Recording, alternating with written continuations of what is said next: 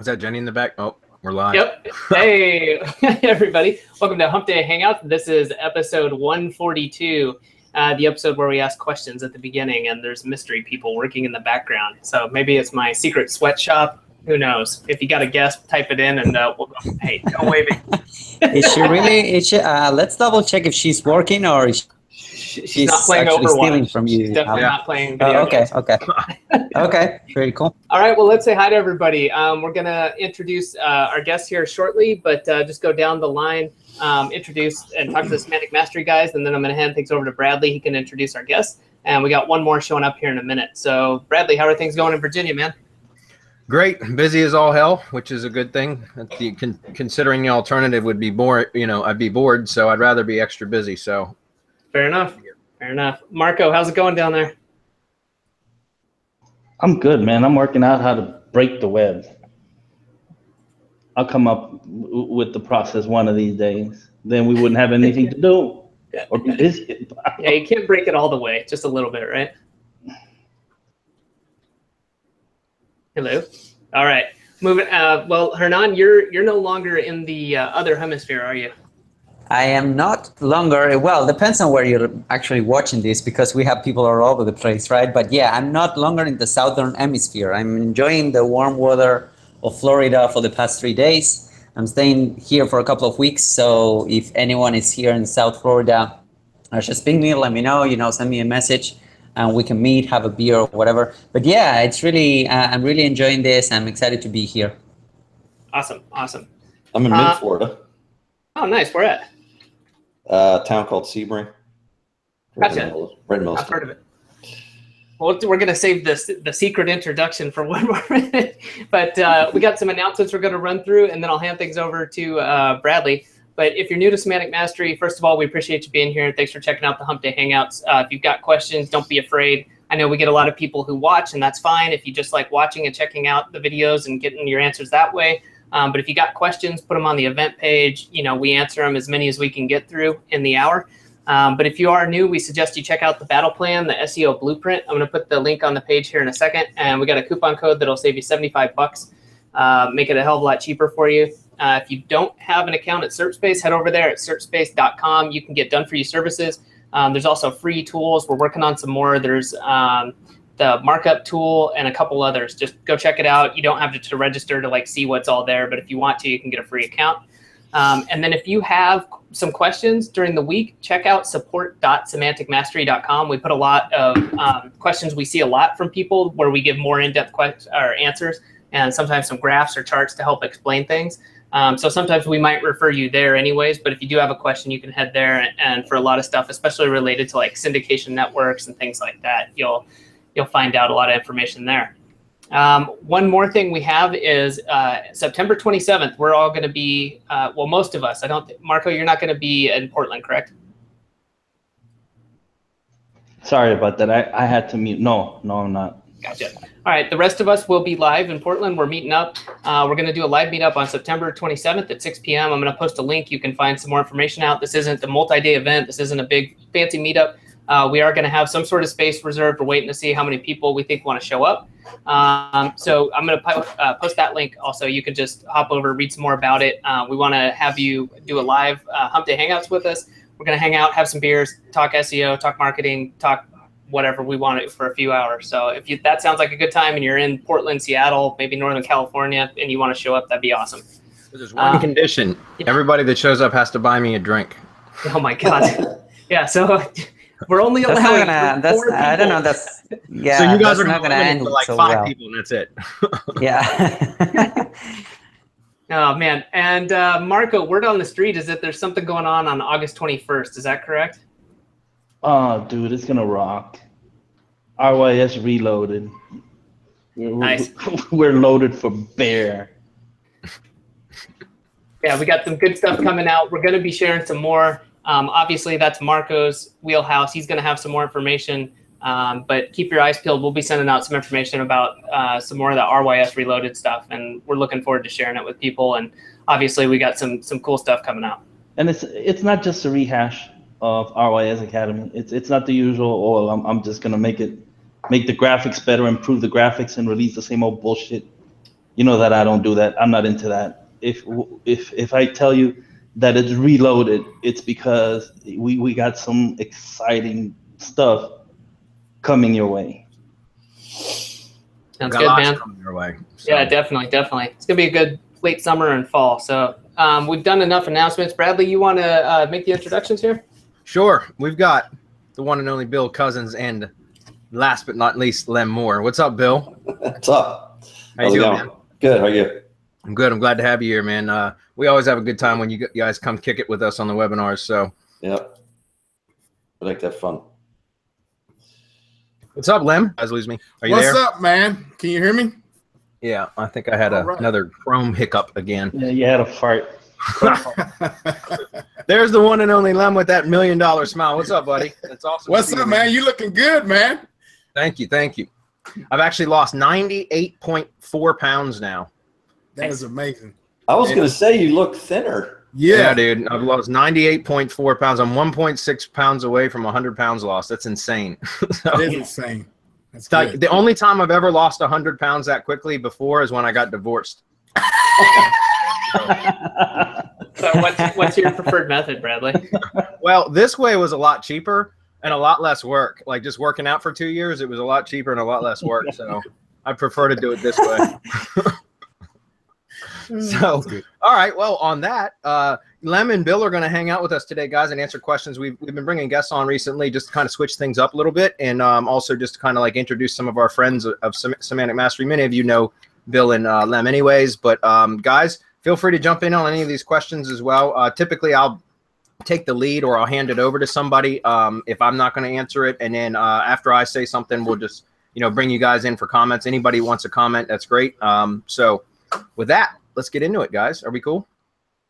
Yep. Let's do this. All right. Sounds good. I'm going to grab the whole screen and lock it. And you guys tell me when you're seeing it. Gotcha. Yeah, we can see it. Okay, cool. All right. So the first question is from James. He says, which I'm sure I've said this before, but it's funny. One of my personas from like 2012 is James Reeves. So I'm competing with actually one of our students apparently for his name. So Bradley, I'm building out a national lead gen site with a separate page for about 600 cities across the US and in a niche which has several sub niches, going to be 3,000 pages or 3,000 plus pages when I'm done. I've watched your videos on both simple and complex silo structures. I'm definitely using the complex one. Yeah, you would have to in that situation, James. There's pretty much no way around it. Okay. I see your URL structure. My question is, I noticed that my Genesis child theme has a breadcrumbs option. When I enable it for pages, I got to thinking that these breadcrumbs links are going to bleed my juice, but they basically are linking back up to the higher levels within the silo, which is what I'm doing anyhow within the text of my pages using contextual links. Is there any SEO benefit to leaving the breadcrumb feature enabled, or should I just turn it off? No, see, if breadcrumbs should be like, it doesn't matter whether you leave them on or not, because if you are using internal links within the content, so like contextual links within the content of the posts, right, or the pages, if you're using complex silo structure, you're going to have a parent and child relationship as well as category and subcategory, and in posts eventually, right, you can go all the way 3 levels deep, which is what you're showing right here. And so you don't need to have breadcrumbs. Breadcrumbs are beneficial though, because again, all it will link within is it's just a trail of links, hence the name breadcrumbs, throughout the silo structure. So it won't bleed the theme like it would if you had, for example, an internal link, a contextual link to another silo on the site that was a do follow link, which would bleed that silo theme. Breadcrumbs won't do that, because all it's going to do is show the hierarchy of how the page is stacked, like where the page or post resides within the silo. That's it. And all it will do is with breadcrumbs is show the higher level up. So each next level up. So again, if it's a post, it's going to show the subcategory and the child page next, and then it'll show the top level page or the parent page and the top level category next, and then it'll show home. So that's really all it does. So they're actually pretty beneficial. If you notice in the Google search results, when breadcrumbs are implemented properly, it will show the hierarchy of the category structure right in the Google search results. And that's why those are beneficial, because it's very logical. And that's part of the reason why I've always preferred using the physical silo structure versus the virtual silo structure, because you can see it visibly, the hierarchy of how everything is stacked and assembled in the structure of the site. Now, again, virtual silos are just as effective as physical silos, guys. It's just a personal preference as to whether or not you want to see it in the URL or not. So breadcrumbs are beneficial for that. It's not going to hurt you if you leave them enabled and also do internal linking from within the silo itself. That's not going to hurt anything either. Okay. Any comments, guys? Nothing for me. Okay, cool. Yeah, I'm good. Okay. Also on the Go ahead. Sorry, Bradley, but yeah, I was about to say that breadcrumbs, when they are like, when you have microdata in it, like they are properly marked up, they will not only show in the search engines, but they will also increase the CTR, right? Because you're occupying a little bit more. Like there's a little bit of difference between the real estate that you occupy on the search engine page when you have no breadcrumbs, and when you do, people can navigate directly into those categories. That's why I prefer doing breadcrumbs, because again, it's another layer of data markup that you can use, right? So. Yep. Okay, he says also on my homepage I have all 50 states, which are your top of silos, listed in columns. Is this an okay way to allow link juice that points to my root domain to flow through and be spread amongst each silo state? Yeah, that's fine. That's fine. You know, drop-down menus can do the same thing. I wouldn't want a drop-down menu with 50 items though. So what you're doing is clearly a better way for for user experience anyway. But you know, I'm just pointing this out, is the drop-down menus also will accomplish the same thing. But you got to be careful with drop-down menus because they can bleed silo themes. So like if you're going to have, let's say that you had 10 categories or 10 silos on the site, and you didn't put them like in columns listed on the page somewhere, right? So instead if you tried to jam 10 categories into a navigation bar without using drop downs, it would be way too busy, right? It would be really ugly and it's just crappy. You don't want to do that. So you could put them in a drop down. Well, that's okay to do, but just remember that, you know, any links pointing to the home page are going to split across that drop down as well, because the drop down will bleed. And that's not bad from a homepage standpoint. But where that gets to be a problem is once you get on into inner pages that are within a particular silo, because if that menu, drop-down menu is still available in that, or you know, showing, it's still present in the navigation bar, now any links coming into that particular page or post within that silo is going to get bled through that navigation bar. So in those kind of situations, and again, I know this isn't specific to you, James, but I'm just putting this out there for everybody else's benefit as well. For those kind of situations, like, for example, a lot of the home service type stuff that I do, if there's multiple categories or services that the contractor offers, what I like to do is put a services page on the site, right? So essentially there's only a navigation link in the, you know, or a button in the navigation bar that links to the services page. And then on the services page, I list all the various services, which are links to the top of the silos, so the top level page for each one of those silos. And the reason why we do that is so that in the navigation bar, there's only a services link, not a, you know, a drop down or multiple services, so that when you're in one or on one of the internal pages or silo, you know, pages within a silo, it won't bleed through to the other silos, if that makes sense. So that's kind of the, and so in other words, the services page is not part of any silo. It's just a navigational page. It's just for, it's just one page that then lists, it's like a gateway to all the silos, if that makes sense. Okay, so that's something that I recommend doing. Now, in your case, if you've got them listed like on the site, and again, that's also a user you know, engagement or interface type design, or you know, something that you do for the user so that they can come and very easily click on their state, that kind of stuff. That's perfectly fine to do, because that's only present on the first page, right? On the home page, I'm assuming. All right, and then last thing he says, thank you guys for everything. Your service space IFTTT networks have been an essential part of my ranking strategy, and your customer service is awesome too. Cheers, James. Awesome, James. Thank you for that. Okay, Gebhardt's up. He says, I find your concept in your course of Content Kingpin very interesting, but I have a question. It is clear that with no follow links, there is no problem with link juice. But as I know, it is a fact that domain authority is also influenced by no follow links. So is there a loss of DA with co-citation? I don't know because I don't measure that and I really don't care, Gebhardt. I'm not trying to sound rude, but I just don't care about domain authority anymore because we just don't use that as a metric to rank anymore at all. I mean, it's kind of nice to know those metrics, I guess, but we stopped trying to manipulate domain authority for ranking like over 2 years ago. So to be honest with you, I don't. Maybe Marco or somebody else here can answer that question and give you a specific answer, but it's not something that I track anymore. So I just, you know, I don't know, and I don't really care. Not that your question is not important. I'm just saying I don't care about domain authority, so it's not something I track. Anybody got any insight on that? No, because we're after power. We're not after domain authority, trust flow, or whatever kind of metric you want to come up with that kind of tries to figure out what Google might, could, should, would want to do at some point with whatever it is that you're doing, which makes no sense. The only thing that makes sense is whether it's relevant and how much power you're pushing through.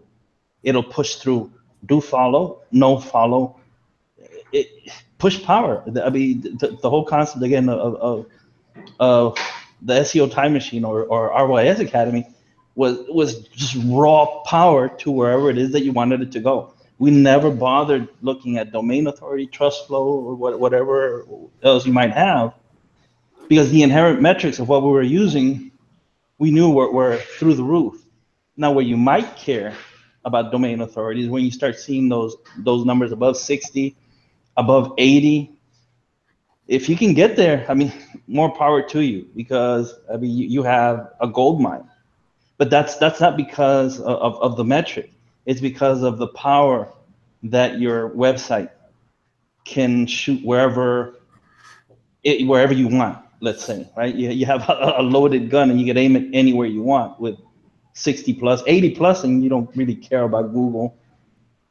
But that's the only time that I look at it. Otherwise, I just concentrate. It has to be relevant, and I need to power it up. Good answer. Anyone else? Learn so much from you guys every time I'm on these things. That's awesome, Bill. I was thinking that domain authority was out 2 years ago, like you said, and I thought that everyone was going a different direction. So I was like, yeah, that's what I heard. So, well. Yeah, I mean, about 2 years ago, from about 3 years ago to 2 years ago. So for, well, about a year and a half, I mean, that was like the #1 metric to try to manipulate. And if you knew how to do it, you could just crush it. But Google kind of put the smackdown on that because it became, you know, it became just like every other SEO tactic, right? it became saturated, and so they put a stop to it. They closed that loophole. And so that's why, like, domain authority to me, and like Marco said, a lot of those metrics now, guys, remember those metrics, every one of them, trust flow, citation flow, Moz trust, domain authority, all those kind of metrics, guys, are proprietary metrics. They're educated and well-educated guesses. You know, I agree. I'll give you that. They're well-educated, well-researched guesses, but they're still just guesses from each one of those proprietary platforms, Moz, Ahrefs, Majestic, that they think they know what Google's algorithm is looking at. It's like their replacement to PageRank, right? So again, those are all proprietary metrics, and so which one of them is right? Or, you know what I mean? Because if you look at Majestic and in Ahrefs and in Moz, you're going to get vastly different results for all three of them. And so which one is the one that you should follow? And how do you know which one to follow? And so that's why we eventually stopped worrying about all that. We just focus now on relevancy, trust, and authority, and traffic signals, because that's a major ranking signal now as well. Yeah. Yeah, if I could add to what you were saying, Bradley, I think that also domain authority and page authority, I think that a lot of people are still quote unquote fixated on those metrics. And the reality is that I see it a lot like PageRank. You guys remember when Google used to push PageRank updates, like public PageRank, right? With the caveat that it's not Google's, you know, it's just Moz. And the problem with that is that Moz will update the public domain authority or page authority once every month, and sometimes not even that. So by the time you get that information, that's outdated, right? It's like taking a picture when you need to see, you know, a film or a movie. You're taking a picture and you're saying, okay, so I'm going to base my entire SEO or decisions that I'm making based it on SEO on that picture, right? So that's why I personally don't go with domain authority. Like metrics, again, are a third-party way of telling you what's going on kind of with your website. But the thing with domain authority and page authority is that they are so easily, tampered or skewed, if you will. Manipulated. Manipulated, because we have like literally pushed domain authority 20, 30 points with spam or for a brand new domain or with subdomains, right? So you need to have that in mind. Like when a metric is so easily manipulated, you need to have that in mind. Trust flow, citation flow, they can still be manipulated. That's why we're going into something deeper, which is, like you were saying, traffic signals, which they're crushing it right now, of metrics to tell you what's going on. At the end of the day, these are all, I would like to say, vanity metrics, right? Because you want more traffic and you want more conversions. You want better rankings, of course, but you want more traffic and you want more conversions. So focus on that. That would be my take. Yeah, your vanity metrics should always be your check. Right. Your PayPal account, your Stripe account. How much you deposit in the bank on a weekly basis. That's your domain authority right there, baby. There you go. Real quick question on that topic, real quick. Now, what about us passing links around inside of YouTube? You know what I mean? Like YouTube link to one video to another video. That's super powerful. Right. But here's why, Bill. The reason why that's so powerful is because, first of all, like internal like comment links, and also, like I know if we look at a link in a video description, it's going to show as no follow. But I don't know this to be sure because I don't work for Google, but I believe that internal links from like one YouTube video to another, or to another channel, or a playlist, whatever, to another YouTube property are do follow links. And I know in the comment section they are when they link over to other YouTube properties. And so that, because they're do follow links, you can actually, and it's an internal link. So it's like having support, like each individual video, right, in YouTube is like a supporting article in a blog, right? And so that's why. So it's all that link juice is contained within that same site. Okay, so so they would consider those links to have high domain authority then? Yes, because you can't manipulate those. No, right? You can't manipulate domain authority as far as page authority is. YouTube domain authority, I believe, is 100, right? So it's maxed out. So there's nothing else to do there. But the page authority of individual videos or channels can be manipulated as well. And that can be powerful because now, again, you can push that page authority from one video to another or to a playlist or whatever else. Right. Okay. Just wondered. Yep. But with no follow links, I really don't know. And to be honest with you, like that's what Marco was talking about, Gebhardt, with like, once you get into like 60 plus or like, especially like 80 plus domain authority, now that's where you have some significant power to work with. And so like with Bill's question inside of YouTube, that's why there's a lot of power in there. And so it's good to build page authority on those types of pages because you can redirect. And again, when domain authority is really high, like it is in YouTube, it's 100, page authority can rise or accumulate very quickly. So if you had a domain authority, 10 domain, and you tried to accumulate page authority on a particular page, you could end up getting your site smacked because unless you had some incredibly powerful links pointing at it and just really relevant, powerful links. But with YouTube, because it's 100 domain authority, you can spam away on an individual video watch page, video URL, and raise the page authority very quickly. And then you can drop a link in the comment section of that video over to another video and kind of redirect much of that juice over to the other video. Mm-hmm. And so that's a very powerful strategy for YouTube, but that's different than what he was asking about. So yeah. Okay, cool. Herovic up. That was a long question, but it was a good one, Gebhardt. So Herovic says, hi, Bradley. Quick question. Let's say I want to rank for a plumber in a city. On the first page, most of the listings are from yellow pages and sites with high DA. Another domain authority question. Would you start this endeavor in that city or try to find another one? Thanks. Yes, I'd absolutely would, but I would focus 100% on maps and not organic, because none of those sites are going to be able to rank in maps. None of them. Any sort of directory style site isn't going to be ranked in maps. So I would go after maps. Now, it's interesting because in our mastermind, we had a thread going, started earlier this week. One of our mastermind members asked about lead gen assets, setting up lead gen properties, and would, if there was any if it was worth bothering going after organic listings. And I quickly chimed in and said, no, not anymore at all. In my opinion, not at all anymore, because from my own business and the types of I deal mostly with contractors. Organic listings only. When I don't have a maps listing, all I have is organic listings. My call volume dropped by, it's like 60%, and it's remained that way now ever since the search engine results pages have changed to be 3 or 4 ads and in the maps pack. So organic, like people have to go buy 6 or 7 listings before they ever get to the first organic listing. And so for me and for my business, I literally stopped working on organic listings at all. Like I focus 100% on maps and AdWords now for lead gen. And that's it. Unless I'm doing like YouTube SEO or something like that where I can't get into maps, and then I'll work on organic stuff. But for like website stuff, I typically don't try to rank the website in organic anymore. I'll just stick strictly to maps and in AdWords. And then I'll do some, like, I'm doing a lot of press release stuff now. So press releases will often rank in organic as well, but I don't really focus on trying to rank the website. So just to answer your question, Herovic, I would say, yes, I would absolutely go after those still, but I would focus on maps ranking. But the conversation or the debate or the discussion, it wasn't really a debate. The discussion we were having in the mastermind this week, there was one of our other members chimed in and said, no, his organic listings are crushing it. I don't know what industry he's in or what industries he's in, but I can tell you in my own industry from across the, dozens of sites that I manage, both lead gen and client sites, organic listings have really tanked as far as the number of leads they generate, where maps and AdWords leads are still crushing it for me. So any comment, guys? Yeah, I would say it depends, man.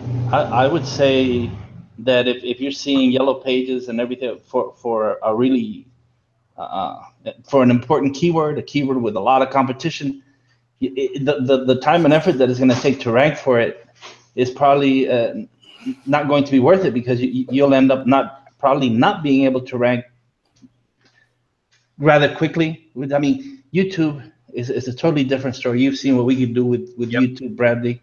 Yep. We're talking about strictly organic rankings, right? But if it's a long tail, it could be that Google is not finding any other relevant results local to display, right? Or relevant enough to display. So they just go grab directories and they throw them up because that's what they usually do. So it could be that it's a really good opportunity to rank for that long tail.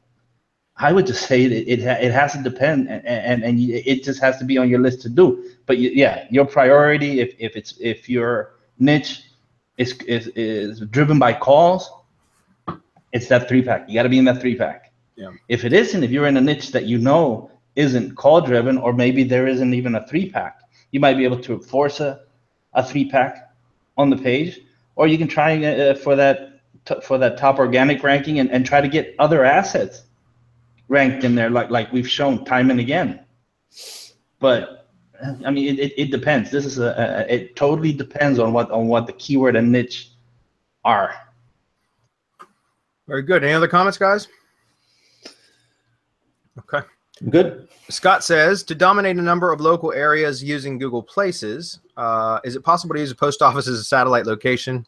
Then once I get the verification card, use the option to not display the address. Will Google shut the strategy down? Is anyone doing it? Scott, that's the strategy we've been teaching since we opened, since we launched Semantic Mastery. So that's the same strategy I've been using for years now. Will Google shut it down? Maybe. I don't know how they would do it though, because there's a lot of people that have done that now, like legit reasons too, not just spammers like us.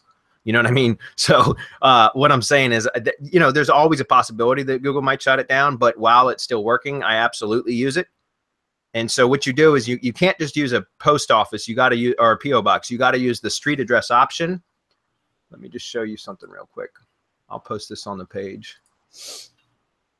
This is it. This is the agreement. It's just a PDF that you fill out. It doesn't cost any additional money at all when you rent a PO box, and that's why I have this in my bookmarks, because I use it all the damn time.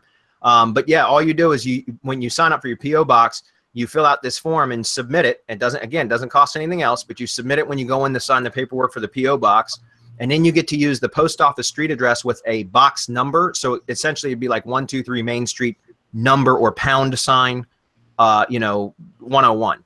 And that's how you have, and they're really anal about how you list it. Like if you're going to be getting mail, like they don't want it to say suite or box or number. They want it to be literally the pound sign.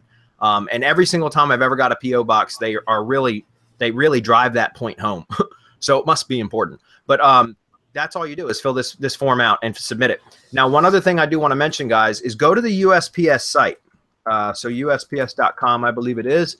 And if you go over here and take a look at where it says look up a zip code, use that, guys. And this is a trick that I picked up, I don't know, probably a year ago. And I really haven't talked about it much. I don't know why, but this is a good opportunity to share it now. When you go to format an address for a client, or especially if you're starting a new listing, take whatever the address is that you think it is and come over here to this USPS site, go to the mail and ship, look up a zip code, click on that. And from here, enter in the street address, street address, the city, state, zip, all that as you know it or as you think it should be, and click find. And on the resulting page, the next page, it's going to show you the proper standardized formatting of that address. That's the address type that you should be using in your Google My Business listing and across all your citations and everywhere else that you list in NAP. And the reason I say that is because and I've dealt with this with clients over the years too. I've got one right now that I'm dealing with this with, where they had their address formatted incorrectly, and it's not a standardized address. So therefore, like, it screwed up their maps listing, and it's kind of a mess to clean up now because they've been in business for quite some time. But if you have the ability, especially on new properties, you want to start right out of the gate with it formatted the way the USPS tells you is the standardized addressed format. If that makes sense. So just so you know, let me point this out. If you're going to do it for a PO box, I'm going to show you the proper way to do it, because I had this wrong. I've got dozens of listings out there that are wrong, but it would be like this. Let's say the post office was on 123 Main Street and the box number they gave you was 101. I used to do this, 101, right? So number sign 101. And also, inside of Google My Business and a lot of the directory sites, they have address line 1 and address line 2. And I used to put the box number and address line 2. I would do that especially in the Google My Business profile, because the GMB profile a lot of the times would strip the box number out of the displayed address. It would be in the back end in the dashboard, but it wouldn't show in the displayed address. So I started putting it on the first line as well and skipping the second line. But what I found was that I had it wrong. It's supposed to be this, excuse me, with a space between it. And if you use the USPS thing, it'll show you that. So it would be 102 or 123 Main Street space pound space, then the box number, and then you would put any town, whatever, zip, state, zip, that kind of stuff. Does that make sense? Yeah. Okay. So that's a little trick, guys. But here, I'll put this on the page for you. This is the PO Box PDF. Comes up about once every 3 or 4 weeks. That's a great question, though, Scott. But yeah, absolutely. That's how I've done it for years. I stopped using like virtual mailboxes. It's funny, but we had another person in our mastermind just, I think yesterday, post a question about how to get a PO box verified in a city that's far, far away, right? And Craigslist is a way that you can do that. I've done that in the past too, where you submit an ad on Craigslist, and I've always offered to pay somebody $100 just to receive a postcard for me at their home address. And typically the type of people that reply to that are renters, because they don't give a crap what kind of email or mail is getting sent to their house, because it's not their house. You know what I mean? So, but I mean, it'll work even in an apartment. So, a lot of the times, I mean, I haven't even done it in about 2 years, but, that's another way, is to use Craigslist to tell somebody that's got a residential property and just say, hey, look, I want to send a postcard to your address. But the last thing, Scott, is absolutely after you verify the address, you want to go back in. If it's a service area business, right? If you have a point of sale, you don't want to spam that, guys. You can't spam that, because if customers come to the business location, you can't put a PO box, right? Because that's wrong. It's just like they're going to drive to the post office. So it has to be a service area type business that you do this with, in my opinion. And then you can hide the address to where all it will show is the city that it's located in. Okay. That's common sense right there. Yeah. Well, you'd be surprised. I'd tell somebody, yeah, use a PO box, and then they'd set it up for a point of sale and then cuss me about it. You know. All right, Ivan's up. It says, hey guys, I'm starting to be active in Google Local Guides. I'm at level 3 now. Can you share some tips on what we can do to take advantage of being part of this program? Ivan, as far as I know, and I'll let Marco talk a little bit about this because he's at like, are you at level 10 yet, Marco? Not yet. Okay. I could have been, but they erased about 75,000 points the other day, and so I'm back down to 7. Oh, really? Okay. Okay. Yeah, that's how it goes. You know, Ivan, some of the power of it from what I've been able to see is just the ability to make, like, I'm at level 5, almost at level 6. And for me, it's been able to make map edits for like client properties and stuff, or my own lead gen stuff that needs to be done, that they get approved right away, usually instantaneously at this point now. I don't have to wait for any sort of moderator to edit or to review my edits, which has been really beneficial for client work, mainly for people that have had maps issues that I've been able to correct. But also there's a lot of power in it. One of our mastermind members, Wayne Clayton, he's always on these dropping gifts on these event pages, but he's a top level guide, I think now. He was before they changed the point scale, at least. And he's really built up his agency by using Google Local Guides as kind of a foot in the door strategy. He's got some really cool strategies that he's done with that he's shared with us in the mastermind. I can't share them with you here without his permission, but some really good strategies on that. So perhaps if Wayne is on this webinar like he typically is, or if he watches it at a later date, he might be able to share some information with you, Ivan. I'll leave that up to him. Marco, do you want to comment on that, or anybody else for that matter? I think you covered that pretty well. There's a lot of power in images, right? Yep. And adding images for companies, adding logos, getting a lot of stuff.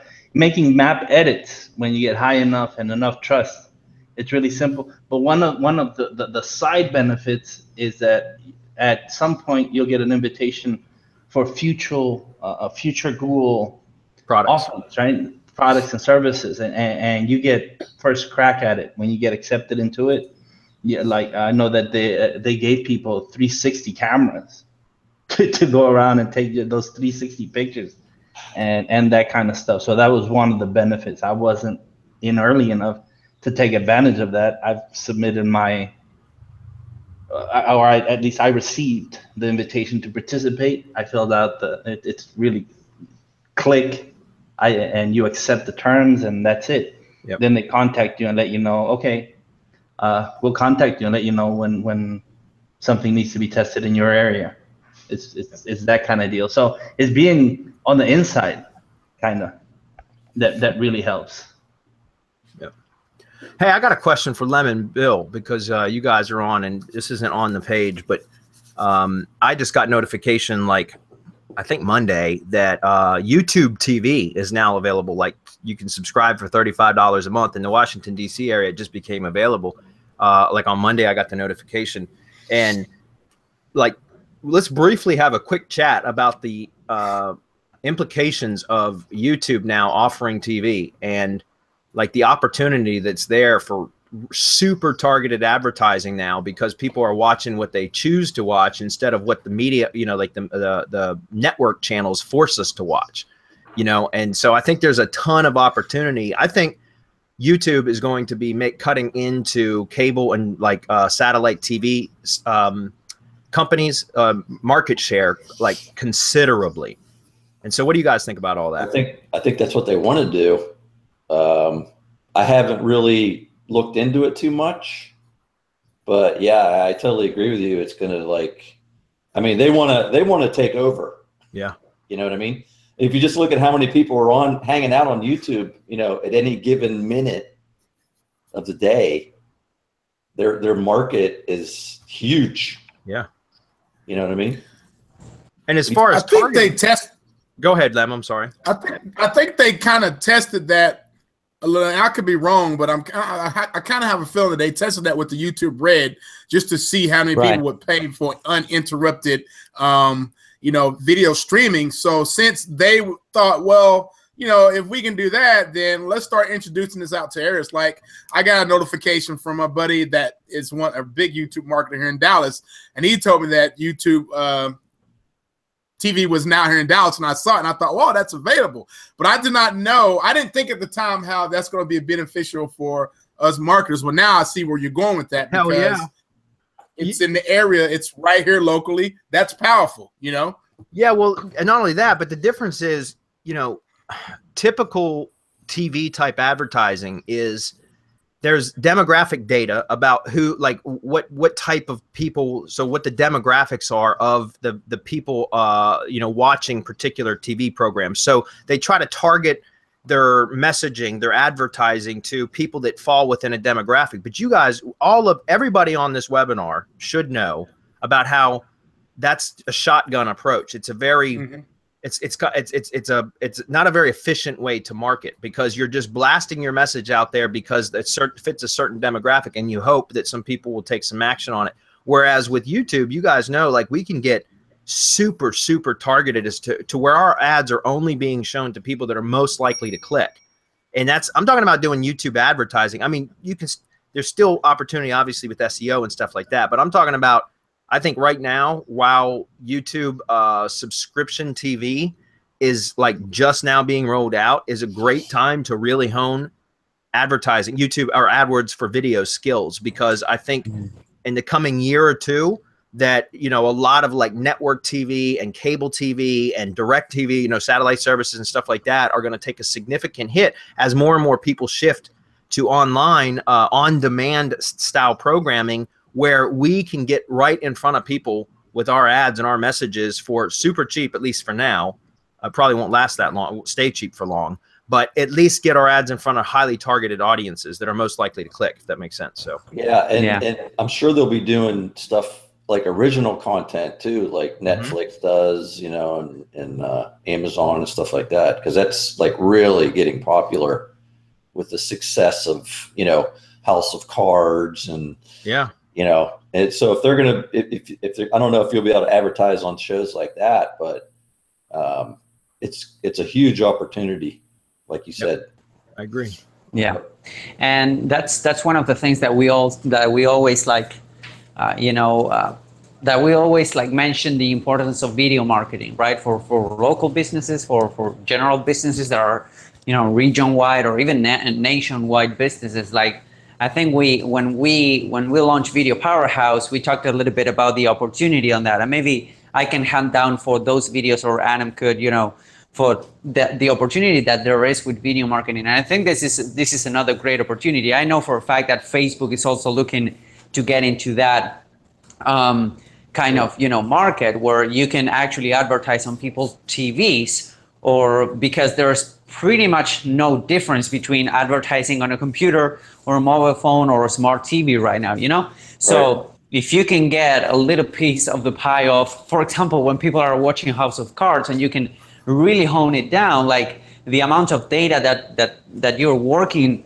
with is amazing. And YouTube still prevails as the #2 search engine in the world, Amazon being #3. So I think there's a big opportunity for all of us here in terms of marketing, how to approach those platforms, and also video marketing. I still think that video is king.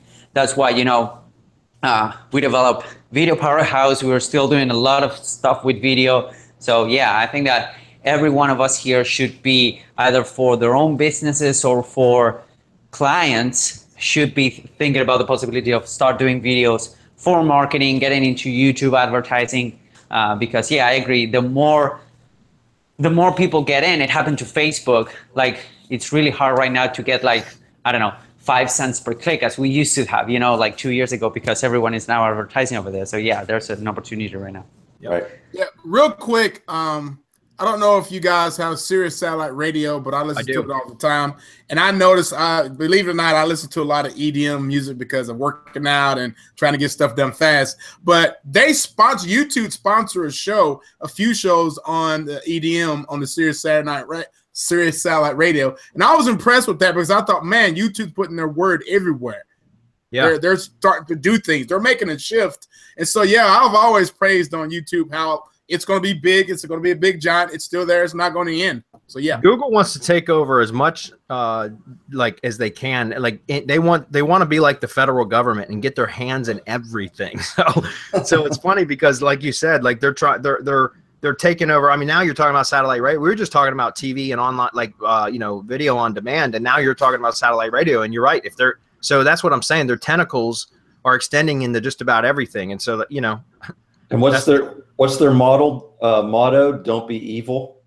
Yeah. Yeah. Right. That's what it used to All be. right, guys, let's roll through the next few. I know we didn't get to all of them, guys, and there's no way we're going to today, but I do want to try to run through a few more very quickly. We've got about 10 minutes left.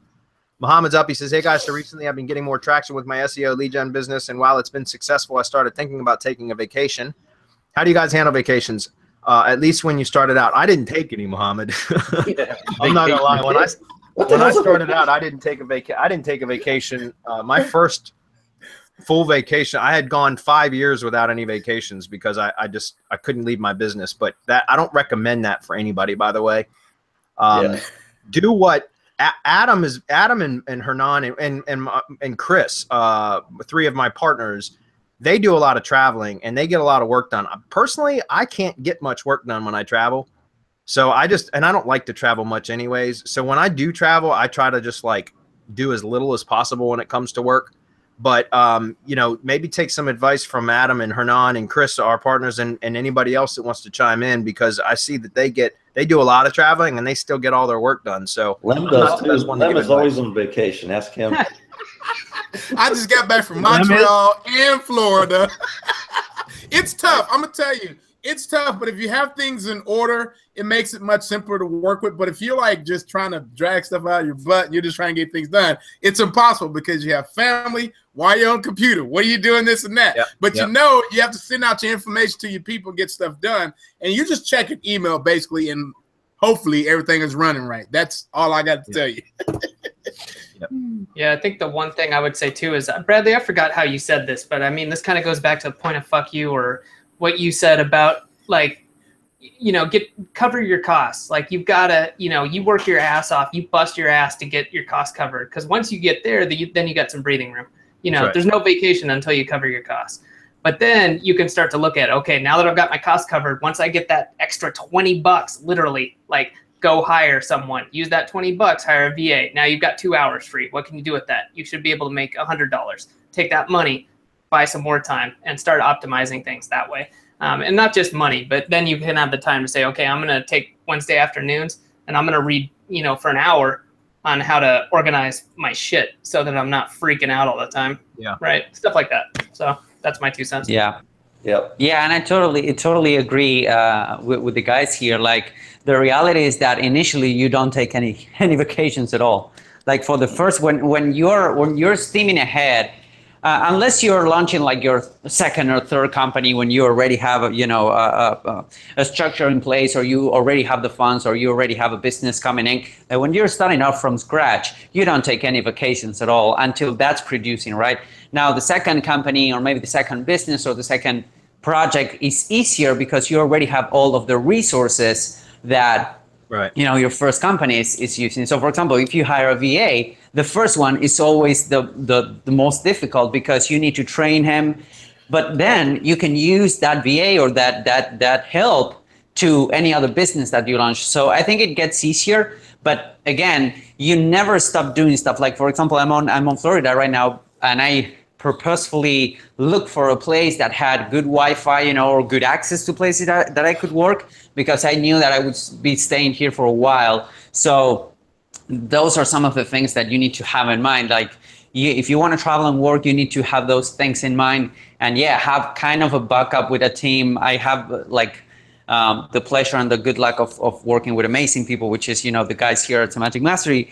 So we cover each other's a lot, but we are also building our own team separately, for some other stuff. So you need to, and it gets easier. Like you never stop doing stuff, but you should do higher level stuff, if that makes sense.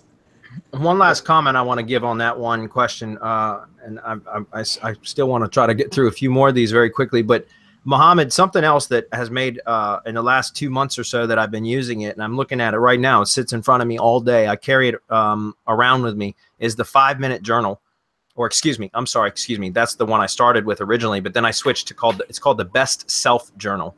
It's absolutely amazing. It's a paper journal. You bring it around, carry it around. It's, small, but you carry it around and you write every single day. And I've been doing this now for about 2 months, but I spend about 15 to 20 minutes every single morning planning my day out, scheduling my day. And I can spend more time scheduling out several days. And I literally write, and the goal with the best self journal is to leave no white space. What that means is no unproductive time throughout the day. And so I literally have from 6 a.m. until about 8 p.m. at night scheduled in my journal. And that way I'm getting so much more stuff done, and I'm so much more focused, because now when I start to get distracted with anything, period, and I start to get off track, because I have the best self journal in front of me all the time, all I have to do is glance down at it, and then it reminds me that I'm off track, because I'm seeing what I wrote down that I had spent time in the morning planning for the day. And I can see, oh, wait a minute, I shouldn't be messing around with these stupid emails that aren't going to do anything for me. I'm looking at JV Zoo offers and crap like that. I should be doing what the hell I wrote in my book that I'd be doing during this time. And that kind of stuff has really kept me on track. And I've been able to increase productivity significantly in the last couple months because of it. And it's helped me to avoid being distracted by all the bullshit offers that come through email, and as well as all the Facebook crap that goes on and all that other kind of stuff. And it's been able to me to focus in on my projects and my campaigns that I'm working on. What do you do? Oh, go ahead. Sorry. What do you do as far as like the fires that pop up, Bradley? That's my problem. You know, you can't do anything about those but put them out, unless you got firefighters on staff. You know what I mean? Right. Like VAs and stuff that can do it for you. And in my case, I have a lot of virtual assistants and stuff that take care of some of that. But there are certainly stuff or events that happen that I have to take care of, and so you just handle it. I mean, you have to. But the whole idea with properly planning your day and stuff like that is to allow for, to have some buffer time, like an hour for, reading emails and putting out fires, if that makes sense. Right. That way, instead of me checking my email 40 times a day, like I have in the past, now I'll check it in the 30 minutes that I have scheduled for it, and I'll reply then. And if a fire pops up, then I just won't check email for a while I go put the fire out, if that makes sense. Yep. One more last minute recommendation I forgot who asked this question, but whoever it was and everyone else, check out the book called Deep Work by Cal Newport. If you're not a reader, check it out on Audible. It's amazing. This guy's a computer scientist and has applied like a ton of logic to working things out. This guy was like a prolific graduate student, and got his PhD, and that's known for just being like an insane time in his life. And he was able to work basically at 9 to 5.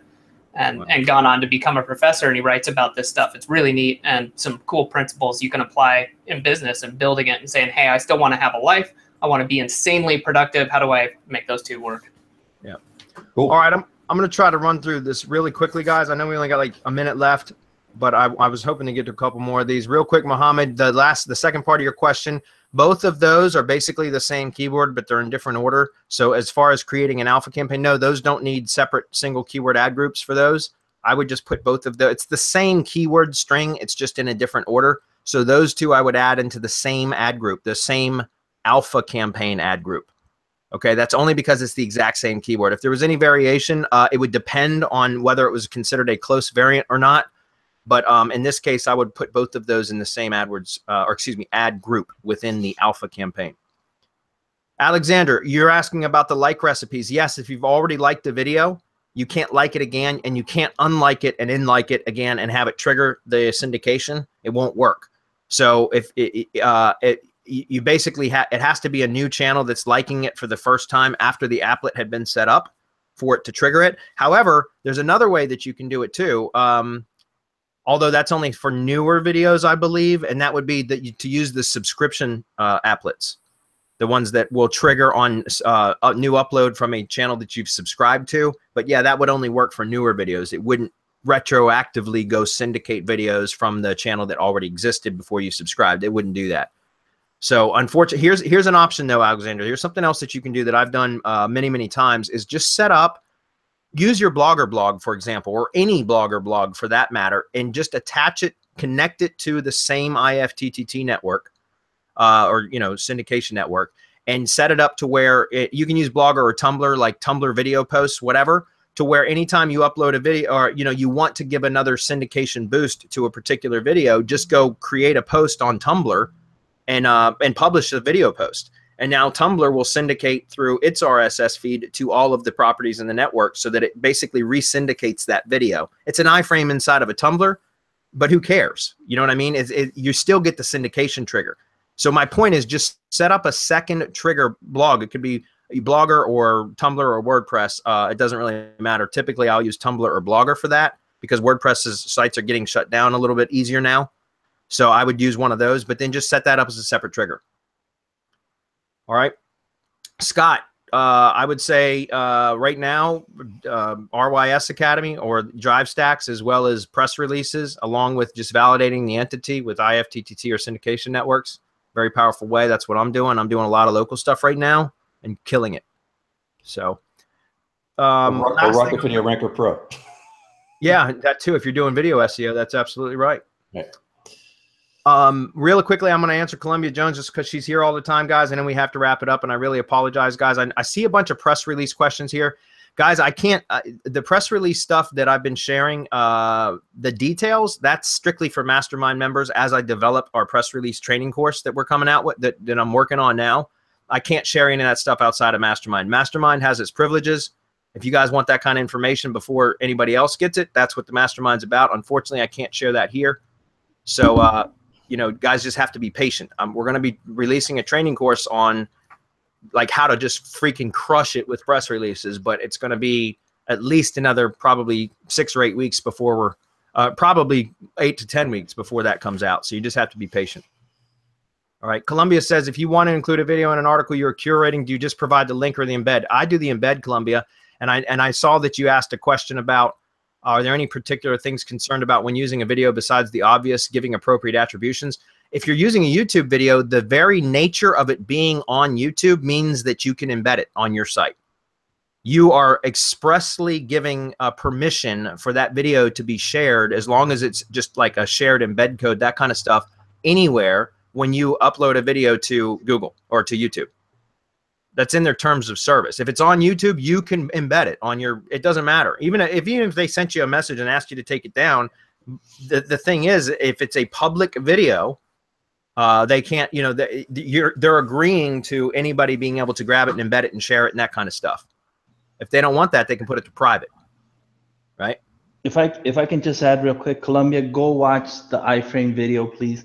I know that she has, well, I don't know if we made that available with the battle plan. I think she got the battle plan. I'm not sure which one it is that we made available, but go. I think is that public or is that anywhere? Can we give her the link to that? Just go watch that. Go watch the iframe video, the iframe webinar, because you can get just the power behind iframes. We can't minimize it. I wish I could go more into it. I never have enough time to get everything out that I need to regarding iframes, but you need to iframe everything. That means embed. Wayne, time management tip: cut out any offers from anyone who uses Todd Gross as their spokesman. So that would be like every offer? Hours this week alone. Every awesome. offer. That's awesome, guys. All right, well, guys, I'm sorry about the rest of the questions, but this was a really, really good Hump Day Hangouts, and it was awesome to have you guys with us. Sorry there weren't more video questions, guys. We'll come back again. I need to start getting on these more often because you guys are welcome anytime. So. Yep. Appreciate it, man. So much stuff. I took notes. I saw you doing that, Lem. Yeah. I've been on the SEO website game for a while. I used to be a beast at it, but then I'm like, I'm sticking with YouTube. Yeah. And a lot of the stuff you were saying, I was like, oh, that makes sense. That makes sense. But I get it now. So yeah, good, man. Good stuff. You're better off, man, sticking with what you're good at, because website SEO has become so much more complex over the last couple of years. Unless you've got the wherewithal to do it, the testicular fortitude, then just don't do it. So, all right, guys, and thanks everybody for being here. We'll see everybody. Thanks, guys. All right, bye, everybody. everybody. Bye. Bye.